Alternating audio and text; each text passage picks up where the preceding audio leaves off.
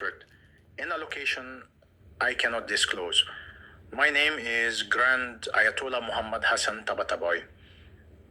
By every measure of religious scholarship, lineage, and authority, I should be the supreme leader of Iran today. But I am not.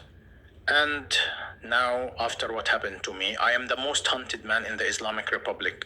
72 hours. That is how long I was gone. My body lay in a hospital bed in Tehran, unresponsive but alive.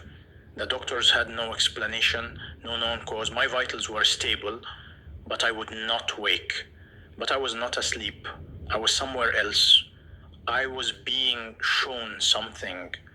A vision of the year 2026. A specific night during Ramadan. A specific event that will happen above Musalla Mosque in Tehran itself. What I saw during those 72 hours has Iranian intelligence, the Revolutionary Guard, Western religious authorities across the Shia world desperate to silence me before you hear what I have to say. This video may not exist tomorrow. What you are about to hear has already been removed from 4 platforms and banned across Iran. But if you are watching this now, perhaps it is because you were meant to hear what is coming at the end of 2026. As mentioned earlier, my name is Grand Ayatollah Muhammad Hassan Tabatabai. I am 58 years old. I was born in Qom, the holy city of Shia Islam, into a family that traces our bloodline directly back to the Prophet Muhammad through Imam Hussein.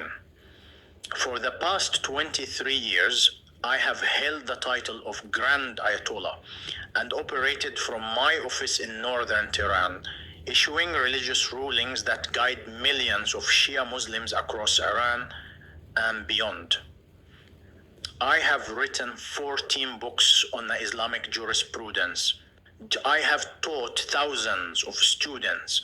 I have advised government officials on matters of religious law, and by every measure of scholarship, lineage, and popular support among the clerical establishment, I should be the supreme leader of Iran today. But I am not. When Ayatollah Khomeini died in 1989, the assembly of experts chose Ali Khamenei instead, a man with lesser religious credentials but greater political loyalty. I was given the title Grand Ayatollah and an office as compensation, a way to keep the religious establishment quiet. I have lived with that reality for 35 years, and now after what happened to me on the night of November 3rd, 2024, I am the most wanted man in the Islamic Republic of Iran. I did not die that night, but what happened to me was perhaps more terrifying than death. I fell into a sleep that no doctor could explain, a sleep that lasted exactly 72 hours. And while my body lay motionless in a hospital bed in Tehran, I was somewhere else entirely. I was standing before the throne of God. I met Jesus Christ face to face. I saw a vision of what will happen in Iran in the year 2026, something so catastrophic to Islam that the regime would rather kill me than let me speak about it. This testimony is being recorded in a hidden location outside of Iran. I cannot tell you where I am because there are people actively searching for me. What you are about to hear has already been removed from multiple platforms. Iranian intelligence has ordered internet service providers to block any video containing my name and this testimony. But if you are watching this now, perhaps it is because you were meant to hear what is coming in 2026. It was a Thursday night, November 3rd, 2024, just after midnight. I was alone in my private study on the second floor of my home in the Farmani district of northern Tehran. My wife Zara had gone to bed hours earlier.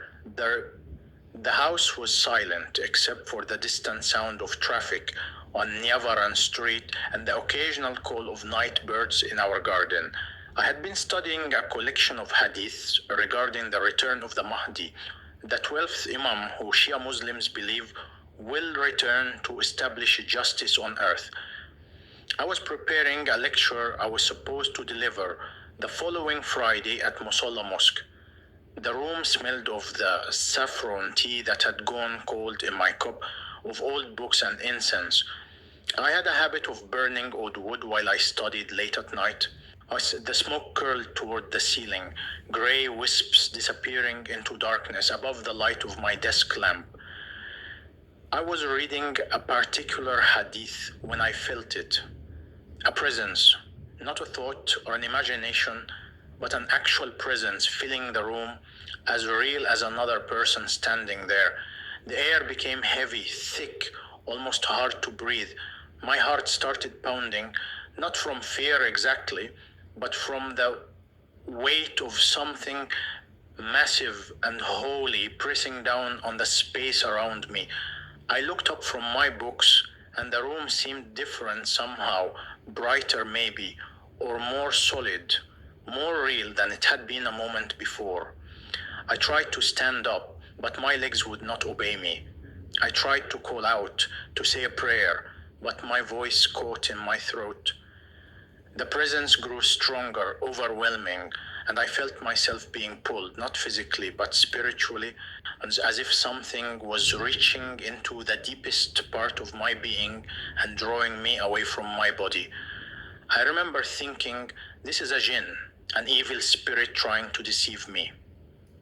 I tried to recite Ayat al-Kursi, the verse of the throne from the Quran, the verse we use for protection against spiritual attack. But before I could finish the first line, everything went dark. Not the darkness of closing your eyes, but the darkness of ceasing to be present in the physical world at all.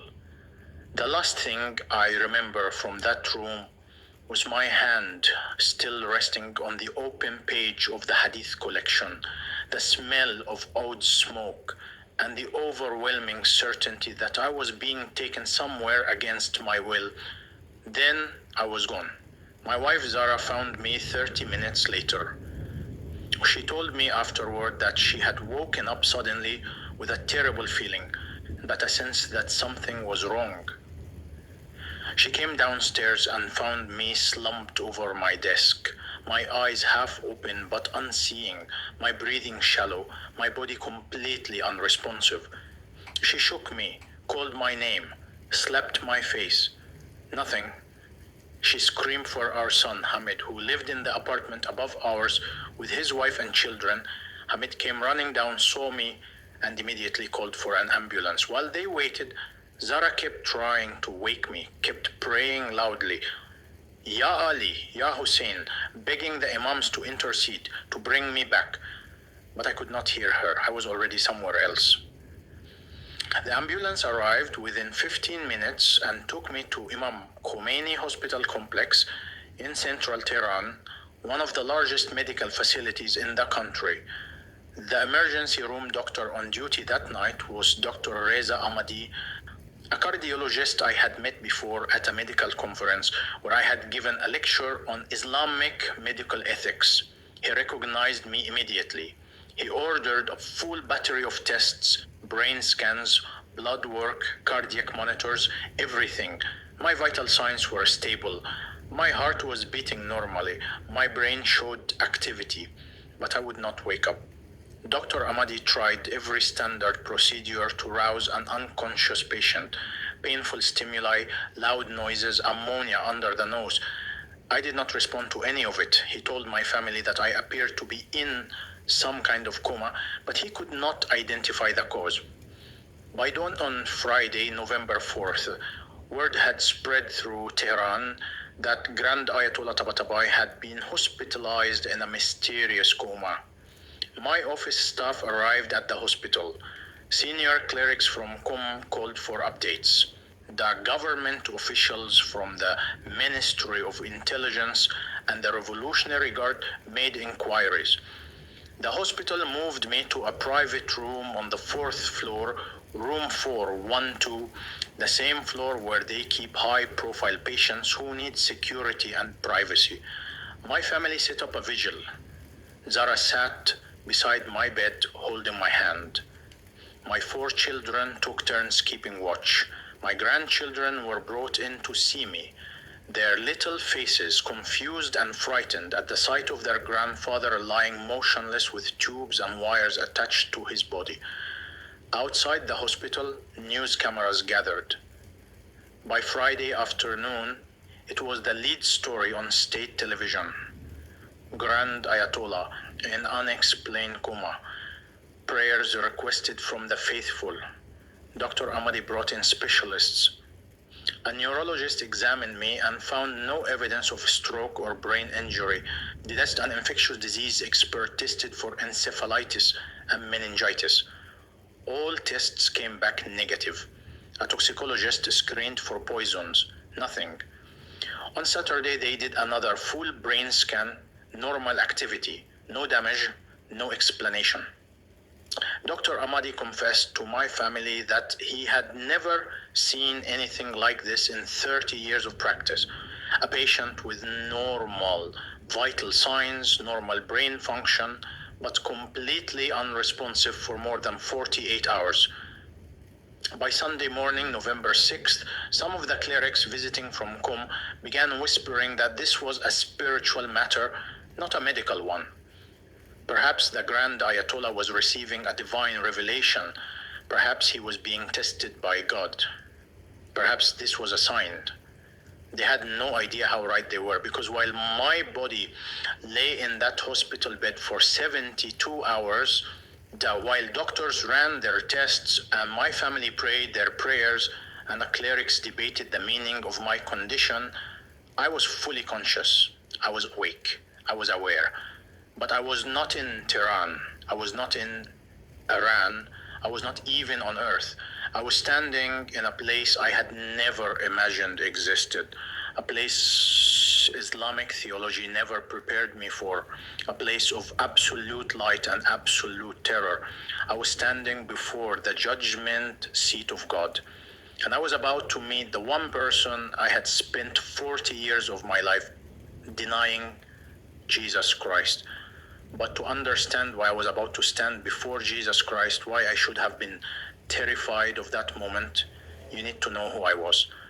You need to understand the life I had built, the empire of a religious authority and scholarship I had constructed over nearly 6 decades. You need to see how deeply invested I was in Islam, how impossible it seemed that everything I believed could be wrong. My journey did not begin in that hospital bed in Tehran. It began 58 years earlier in Qom, in a small house near the shrine of Fatima al-Masumeh, in a family that lived and breathed Shia Islam with every generation. I was born on March 15th, 1966, to a father who was already a respected Islamic scholar and a mother whose family lineage was considered among the purest in Shia Islam. My father, Ayatollah Hassan Tabatabai, taught at the Qom seminary, and my mother, Fatima, came from a family of Sayyids, descendants of the Prophet Muhammad through the line of Imam Hussein. In our world, this was not just family history. This was destiny written in blood. From the moment I was born, my path was clear. I would be a scholar. I would be a leader. I would serve Islam at the highest levels. There was never any question, never any other option presented to me. And I wanted nothing else. My earliest memories are of sitting in my father's study, surrounded by walls of books bound in leather, the smell of old paper and tea with cardamom, listening to him recite the Quran in a voice that made the words sound like they were coming directly from heaven itself. By the time I was 6 years old, I had started memorizing the Quran. My father would wake me before dawn prayer, and we would sit together going over the verses line by line, surah by surah. He was patient but demanding. If I made a mistake, we would start the page over. If I forgot a verse, we would repeat it 50 times until it was burned into my memory. By age 9, I had memorized all 114 surahs, all 6,236 verses. My father wept the day I completed the memorization. He held my face in his hands and said, "You are marked by God for greatness." The community celebrated with a special ceremony at our local mosque.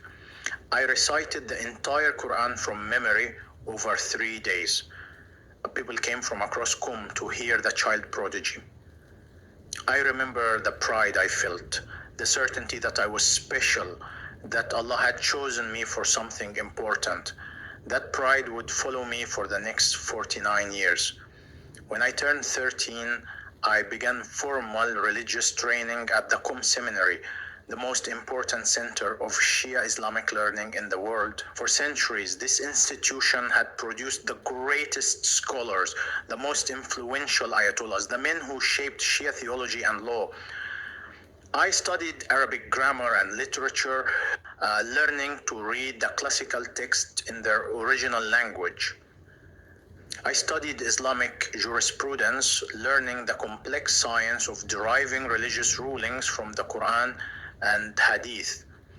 I studied logic and philosophy, engaging with the works of the great Muslim thinkers and even some Greek philosophers whose works had been preserved in Arabic translation. I studied Hadith science, learning how to verify the authenticity of sayings attributed to the Prophet Muhammad and the 12 Imams. My teachers recognized my intelligence quickly. I absorbed information faster than most students. I could debate complex theological points with precision and clarity. By 18, I was already being invited to participate in advanced seminars, normally reserved for older students. At 23, I left Qom for the first time in my life to pursue advanced studies at the Islamic Seminary in Najaf, Iraq, another major center of Shia learning. I spent 3 years there studying under Grand Ayatollah Abu al-Qasim al-Khoi, one of the most respected religious authorities in the Shia world at that time. Those years in Najaf deepened my understanding of Islamic law and expanded my reputation beyond Iran. When I returned to Qom at age 26, I was already being recognized as a rising scholar, someone destined for high religious authority. That same year, my father arranged my marriage to Zara, the daughter of another prominent Ayatollah in Qom. She was 20 years old, intelligent, devout, beautiful in the modest way our culture valued. We were married in a traditional ceremony attended by hundreds of people from the religious community. Our marriage was not just the joining of two people, but the joining of two important religious families, strengthening networks of influence and authority that stretched across Iran. Zara and I built our life together in Qom. Our first son, Hamid, was born when I was 28. Then came Ali 2 years later, then our daughter Maryam, and finally our youngest son, Javad. I was a strict father, the way my father had been with me. I taught my sons to memorize Quran before they learned to read Persian. I taught my daughter the importance of modesty and devotion to the family of the Prophet. We prayed together 5 times a day. We observed every religious fast and festival. We made pilgrimage to Mashhad to visit the shrine of Imam Reza. We lived what everyone around us would call the perfect Islamic life. Zara managed our home with skill and raised our children with devotion. I focused on my studies and my teaching, building my reputation with every lecture, every book, every religious ruling I issued. By the time I was 35 years old, I had achieved the rank of Ayatollah and had begun teaching my own classes at the Qom Seminary. Students came from across Iran and from Shia communities in Iraq, Lebanon, Pakistan, and even Europe to study under me. I was known for my ability to explain complex legal principles in ways that students could understand and apply. I wrote my first book that year, a commentary on a classical text of Islamic jurisprudence. It was well received in scholarly circles and established me as a serious intellectual voice. Over the next 20 years, I would write 13 more books covering topics from Quranic interpretation to the political philosophy of Islamic government to the ethics of modern medical procedures from an Islamic perspective. These books were published, distributed, read by thousands, used as textbooks in seminaries. My name became known not just in Iran, but across the Shia world. Everything changed in 1989 when Ayatollah Khomeini died. He had been the supreme leader of Iran since the Islamic Revolution in 1979, holding both religious and political authority over the entire nation. By the time of his death, I was 43 years old and had been recognized by my peers and by popular consensus among religious scholars as a grand Ayatollah, the highest rank of religious authority in Shia Islam. More importantly, I was seen by many senior clerics as the natural successor to Khomeini. I had the superior religious credentials. I had the proper lineage tracing back to the Prophet. I had the scholarship, the respect, the following among both clerics and ordinary believers. Several members of the Assembly of Experts, the body responsible for choosing the supreme leader, approached me privately and told me they would support my selection. I believed it was going to happen. I believed this was the culmination of everything my life had been building toward. I would become the supreme leader of Iran, the guardian of the Islamic Revolution, the highest religious and political authority for millions of Shia Muslims. But the Assembly of Experts chose Ali Khamenei instead. He was younger than me, less accomplished in religious scholarship, and lacked the direct lineage to the Prophet that I possessed. But he had something I did not have. He had been deeply involved in the political structures of the Islamic Republic from the beginning. He had proven his loyalty to the revolutionary government. He was seen as someone who could be controlled by the political establishment, someone who would serve the interests of the regime rather than challenge it. The decision was not about religious merit, it was about political power and control. I was devastated. So were many of my supporters among the clerics. There were quiet protests, carefully worded objections, but in the end, the decision stood. Khamenei became supreme leader, and I was given a consolation prize. I was granted the title of Grand Ayatollah with an official office in Tehran, resources, staff, and the freedom to continue teaching and issuing religious rulings. I was given just enough authority to keep me and my supporters from openly rebelling, but not enough to challenge Khamenei's power. I moved to Tehran and established my office in the Farmaneh district. I continued my work, teaching students, writing books, issuing fatwas on questions of Islamic law that people sent to me from around the world. To the outside observer, I had a position of tremendous influence and respect. I was one of the most prominent Grand Ayatollahs in Iran. I had thousands of followers who looked to me for religious guidance. I had access to government officials, media platforms, and international Islamic conferences. But inside, I knew the truth. I had been passed over. I had been pushed aside for political reasons. I was operating within a system that had rejected me at the highest level, and I had chosen to accept it rather than fight it, because fighting would have cost me everything. So I built my life within those constraints. I played the role. I supported Khamenei publicly. I never openly questioned the decision.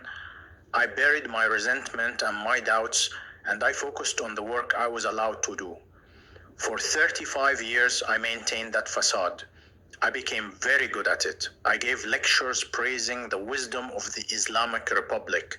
I issued fatwas that supported government policies when asked. I attended state functions and sat in rooms with officials I privately disagreed with. And I smiled and nodded and said what was expected of me. My wife Zara knew some of my frustration, but never the depth of it. My children grew up seeing me as a respected religious leader, never knowing that their father believed he had been cheated of his rightful position.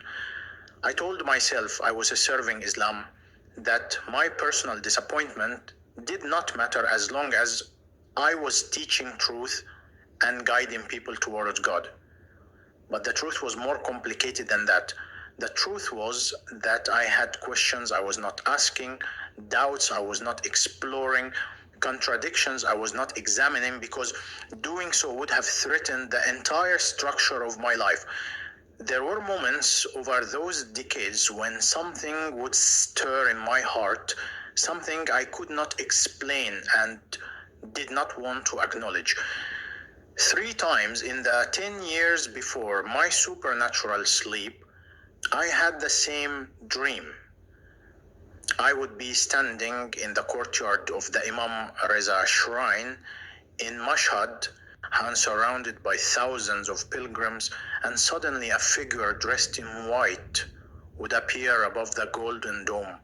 I could never see his face clearly, but he would extend his hands toward me, and I would feel a pull in my chest, a longing, a sense that this figure was calling me toward something. I would wake up disturbed, my heart pounding, and I would immediately dismiss it as a meaningless dream, maybe something I ate, maybe stress. I never told anyone about these dreams. I never examined what they might mean. Then there was the encounter 7 years before my sleep with a man named Reza, who had been one of my students. He came to my office one afternoon and confessed that he had left Islam and become a Christian. I was shocked and angry. I demanded to know how someone I had taught could fall into such error. He told me calmly that he had been reading the New Testament and that Jesus had appeared to him in a dream and called him to follow. He said he had tried to resist but could not deny what he had experienced. I spent 2 hours trying to argue him back to Islam, showing him verses from the Quran, explaining why Christianity was a corrupted religion, why Jesus was only a prophet and not the Son of God. He listened respectfully but would not be moved. Before he left, he said something I never forgot. He said, "Teacher, I know you feel it too. I know there is something calling you. Do not wait too long to answer." I was furious. I told him never to contact me again. But that night, alone in my study, his words echoed in my mind. "I know you feel it too." I pushed the thought away, but it stayed there, buried, waiting. While doctors at Imam Khomeini Hospital were running tests trying to find a medical explanation for my unresponsive state, while my family sat beside my bed praying to Allah and the 12 Imams for my recovery, while news channels across Iran were reporting on the mysterious coma of Grand Ayatollah Tabatabai, I was experiencing something that Islamic theology had never prepared me for. I was fully conscious. I was completely aware, but I was not in my body anymore. I was being pulled away from the physical world, torn from everything I knew, dragged towards something vast and terrifying. The transition was not gentle. It felt like being ripped apart and reassembled somewhere else. One moment I was in my study in Tehran with the presence pressing down on me, and the next moment I was moving through darkness, or not darkness exactly, but an absence of everything physical, everything material. I could not feel my body. I had no sense of weight or temperature or physical sensation at all, but I was more aware, more conscious than I had ever been in my entire life. The pull was irresistible, like gravity but stronger, like every cell of my being was being drawn toward a specific point. I tried to resist it at first. I tried to pray, to recite verses from the Quran, to call on the names of the Imams for protection, But the words had no power here. They felt empty, like shouting into a void where no one was listening. That realization terrified me more than the pull itself. For 58 years, I had believed that the Quran was the eternal word of God, that reciting it would bring protection and blessing, that calling on Ali and Hussein would bring intercession and help. But here, in this place between physical and spiritual reality, those words felt like nothing. They dissolved before they could even form completely in my mind. I was alone with this pull, and there was nothing I could do to stop it. Islamic theology teaches that when a person dies, the soul sleeps in the grave until the day of resurrection. We are taught that there is no consciousness after death, no awareness, just a sleep that could last thousands of years but will feel like an instant. We are taught that on the last day, Allah will raise everyone from their graves and then the judgment will happen. But I was not asleep, I was awake, I was aware, and I was being brought somewhere right now, not at some distant future resurrection. Everything I had been taught was wrong, and I knew it with absolute certainty in that moment. If Islam was wrong about what happens after death, what else was it wrong about? That question burned in my mind as I was pulled forward through that darkness. The darkness began to change. Light started appearing, not like sunlight or electric light, but light that seemed to come from everywhere and nowhere at once. The light grew brighter and brighter until it was overwhelming, until it was everything.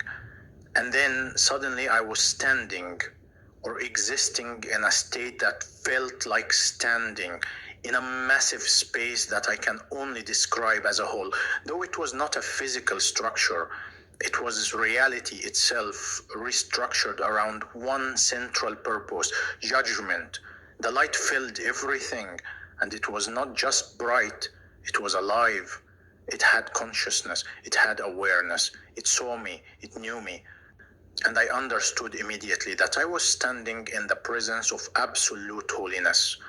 I have no words in Persian or Arabic or English that can fully describe what that holiness felt like. It was like standing naked in front of a searchlight that revealed every hidden thing, every secret thought, every shameful moment, every prideful decision, every hateful word I had ever spoken. But it was not just revealing these things to me. It was making me experience them all at once, making me feel the full weight of 58 years of sin pressing down on my consciousness. Every lustful thought I had dismissed as normal. Every moment of pride when I enjoyed being called Grand Ayatollah and loved the respect and power that came with the title. Every time I had judged someone else in my heart while maintaining a face of religious piety. Every harsh word I had spoken to my wife or children in private while teaching others about Islamic kindness. Every political compromise I had made supporting a regime I knew was corrupt because it benefited me to do so. All of it was visible. All of it was present. And I could not hide any of it. I had taught for decades about the day of judgment, about standing before Allah and having your deeds weighed on a scale. I had taught that if your good deeds outweighed your bad deeds, you would enter paradise. I had taught that Allah was merciful and would forgive sincere believers who had tried their best. But standing in this light, experiencing this exposure to absolute holiness, I understood that everything I had taught was a lie. There was no scale, there was no balance, there was only perfection or imperfection, holiness or sin. And I was drowning in the weight of my imperfection, every sin I had ever committed, and I could see them all now stretching back through my entire life, was like a stone tied around my neck, pulling me down. The good things I had done, the prayers, the fasting, the charity, the teaching, all of it felt like filthy rags in the presence of this light. Nothing I had done was good enough. Nothing was pure enough. Nothing could stand in the presence of this holiness. And then I realized something even more terrifying. I was not just guilty of my own sins.